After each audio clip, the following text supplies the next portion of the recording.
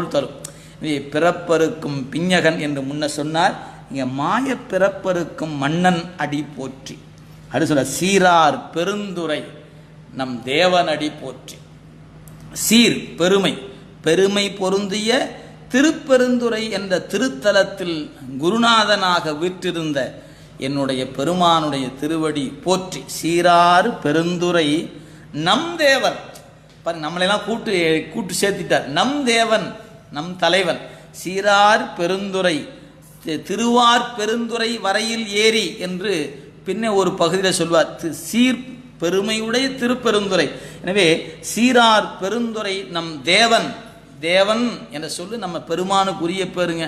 தேவதேவன் மெய்ச்சேவகன் என்று திருவாசகத்தொடர். தேவாதி தேவனை என்பது தேவாரத் தொடர். நிறைய இடங்கள்ல நம்முடைய இறைவனை தேவன் தேவன் என்று சொல்லியிருக்குது. இன்னைக்கு நாம் இந்த சொல்ல விட்டுட்டோம்.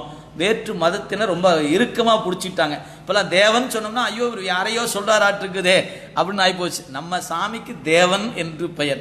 சீரார் பெருந்துரை நம் தேவன் அடி போற்றி. நம் தலைவன் அந்த தேவனுடைய திருவடிக்கு வணக்கம் என்று சொல்லி